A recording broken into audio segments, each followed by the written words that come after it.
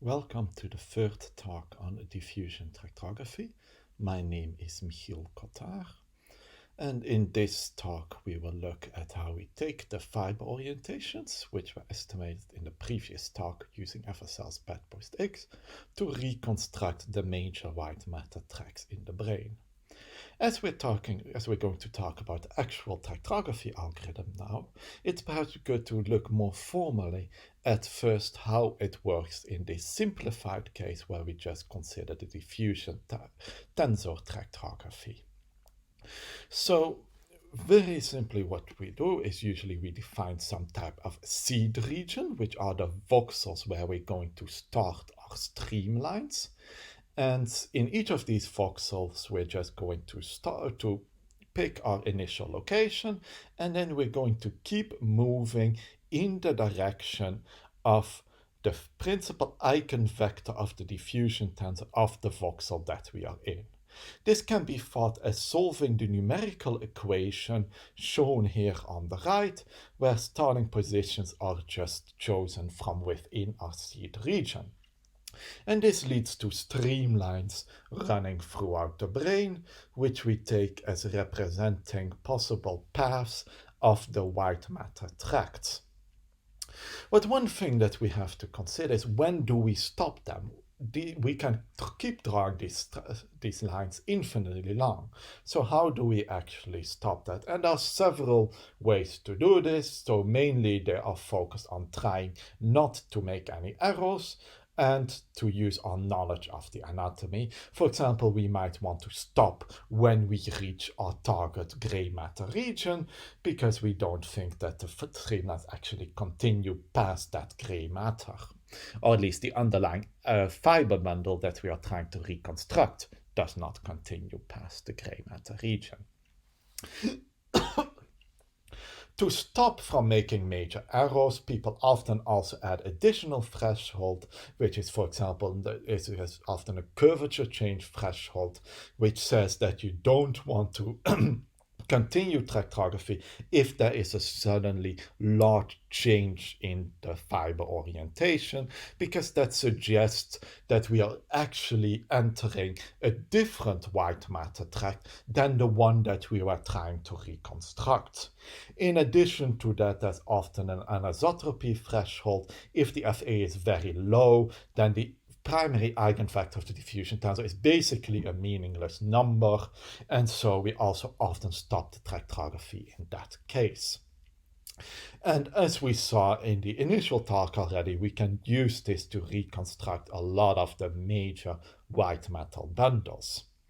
So basically what we do is we start in some seed region, we keep following the major axis of the diffusion tensor ellipsoid, this first eigenvector, which is our fiber orientation estimate, and we propagate this until there's some stopping criterion, either some curvature or anisotropy, or we've reached our target gray matter region. But as we already saw in the previous talk, there are major limitations in trying to do this. In reality, we don't have just a single fiber orientation with each voxel. We might have multiple major fiber bundles crossing each other, and so we need to estimate fiber orientations individually for each crossing fiber within each voxel.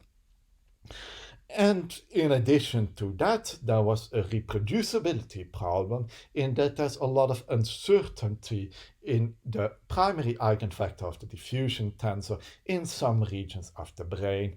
And that means that even though we might get streamlines, a specific set of streamlines from a single data set, if we just reacquire diffusion data for the same subject and start our tractography from the same area, we will actually get different streamlines.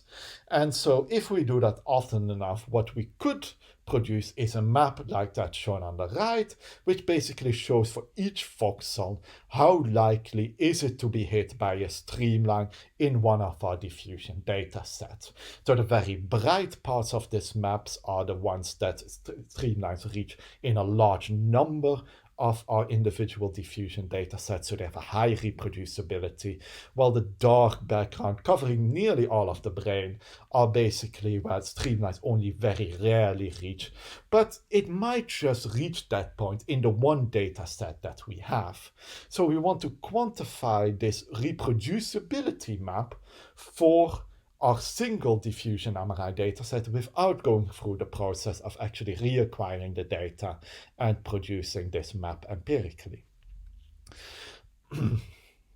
So this map is often referred to as the path probability map, and it's one of the main outputs that we will get from our probabilistic tractography in FSL.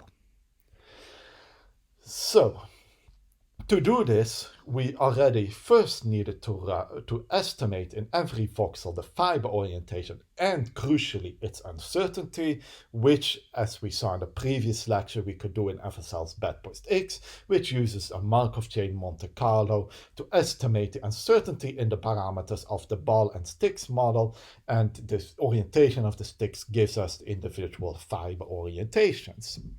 And using these fiber orientations and the uncertainties, we then want to build this path probability map using our single diffusion MRI data set.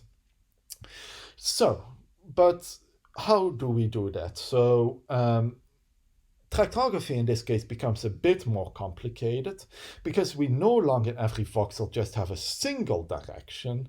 We have, even in voxels where we only have a single fiber orientation, we have from our Markov chain Monte Carlo from FSL bedpost-X, we have 50 possible estimates of what the fiber orientation is, and all of those 50 are consistent with the diffusion MRI data given the amount of noise.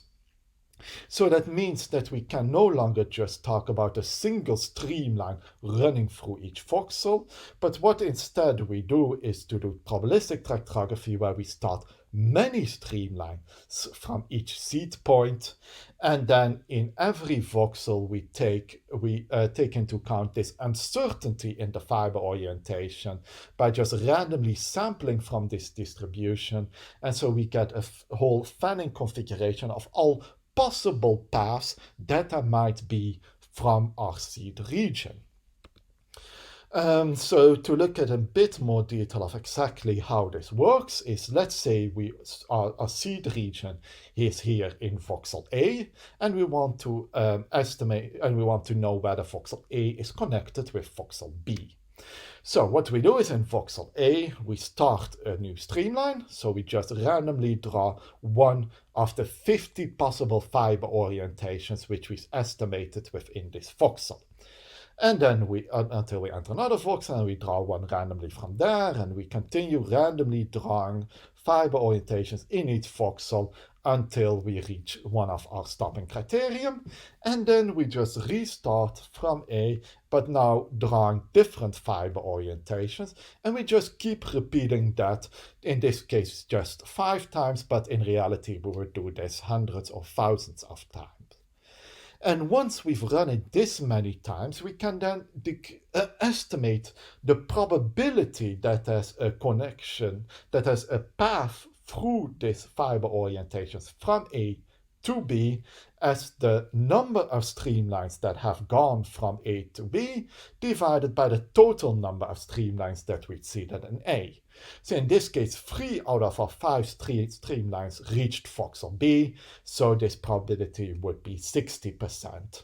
So this is basically our path probability map. In 60% of our data set would something like diffusion tensor tractography have found a connection between A and B. So, of course, this doesn't capture the full information that we have with bedpost-X because we don't just have multiple fiber orientation estimates per crossing fiber, but we also have multiple crossing fibers. The first thing that I should talk about is that in some voxels, there's a lot of uncertainty in the fiber orientation, then less streamlines will go through that in the direction of B, and so typically we will get a lower connectivity estimate between A and B. So the path probability from A to B will be lower if there's more uncertainty along the path. If there are multiple fiber orientations estimated within each voxel, then we also have to make a decision of which of these fiber orientations are we going to use to propagate further. And the basic choice that we use for this is that we choose in every voxel the fiber orientation that is most in line with the direction that we are already going in. So that basically tells us for each crossing fiber, we first choose which crossing fiber is most aligned with the direction of we're going in. And for that fiber orientation, we then randomly sample one of the 50 orientations. So let's actually have a look at what the advantage is of having these multiple fiber orientations.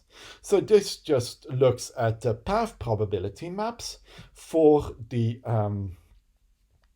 corticospinal tract. So these are running from the internal capsule, where we started in this case, up to the cortex.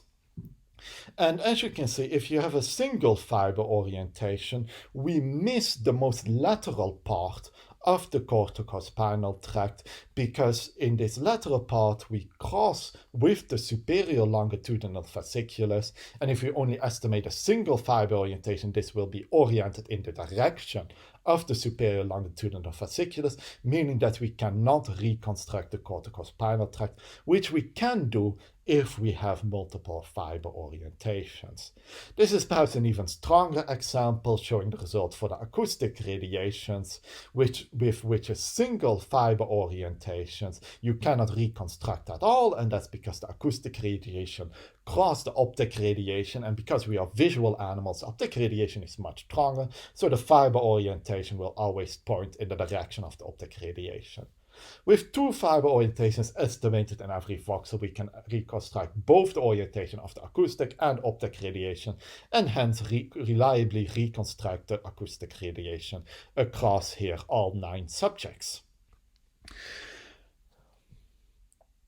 One important thing to keep in mind is that what we are measuring when we are calculating the connectivity from A to B is this path probability map. How likely is a streamline from A to end up in B? This is often referred to as a lot of different terms: connection probability, connectivity index, connectivity strength, but it does not quantify how strong a connection is. It quantifies how robustly we can reconstruct this connection against noise and uncertainty. And that might be correlated with how strong a connection actually is, but it is not a direct measure of it.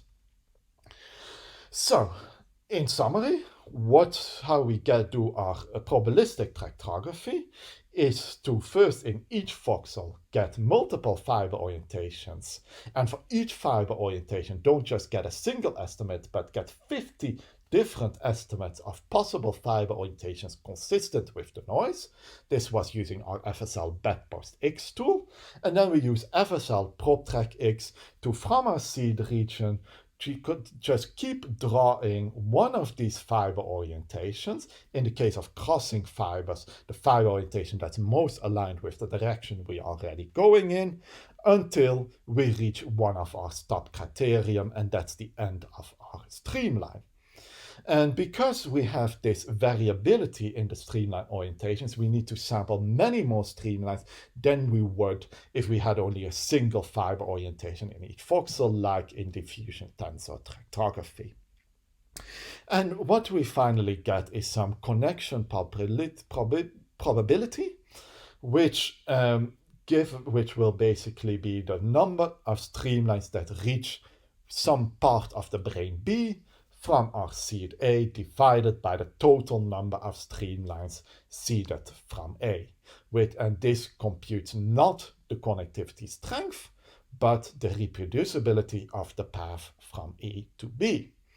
So in the next talk, we will actually look into how the running PROBTRACKX to produce these path probability maps and to reconstruct known white matter tracks, as well as to estimate the connectivity, estimate the connectivity between gray matter region, or more formally, the likelihood of the reproducibility of the path between gray matter regions. Thank you for your attention.